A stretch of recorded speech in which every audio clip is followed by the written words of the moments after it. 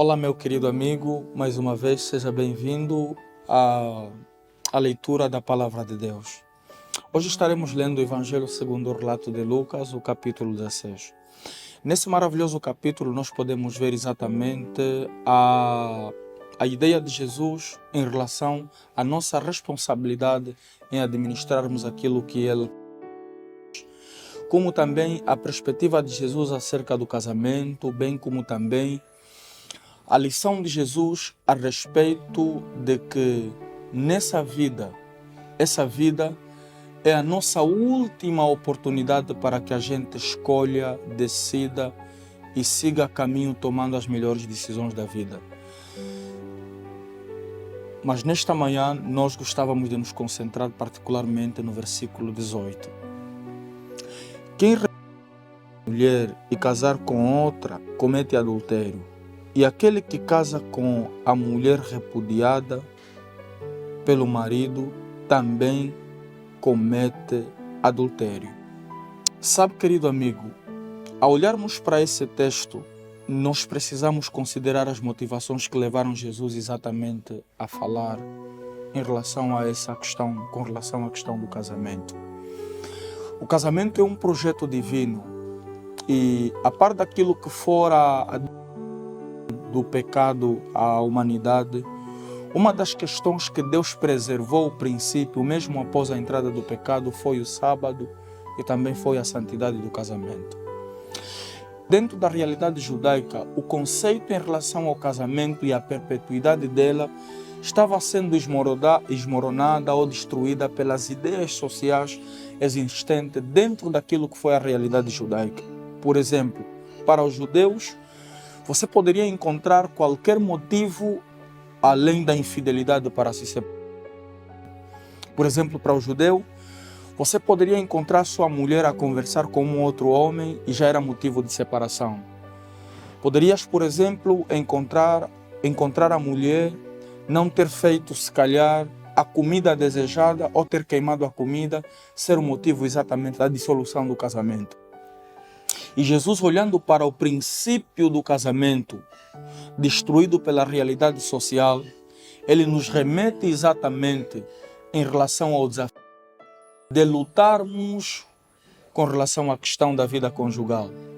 Sabe, querido amigo, nós estamos numa sociedade daquilo que nós chamamos de sociedade líquida, onde os mais essenciais valores do ser humano estão sendo destruídos até o casamento está a ser destruído.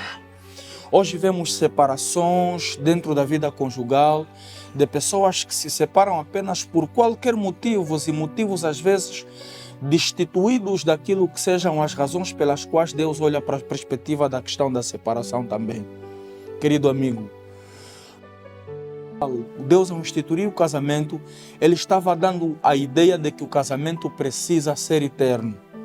Pese embora que haja as particularidades das nossas diferentes personalidades e diferentes temperamentos e de famílias que nós e de famílias distintas das quais os casais vêm, Deus ainda assim estava dando o princípio da perpetuidade do casamento para que, custe o que custar, a gente lute para que o casamento perpetue, que os desígnios de Deus em relação ao casamento sejam exatamente eternos. Como está o teu casamento? Como está a tua vida conjugal?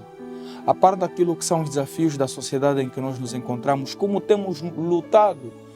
Hoje as pessoas já não lutam, já não se doam, já não se sacrificam, já não se entregam verdadeiramente. Mas o que Jesus queria ensinar com esse texto era de que exatamente nós precisamos lutar e fazer esforço para que Jesus casamento e o nosso casamento não seja apenas uma união, mas o nosso casamento também seja exatamente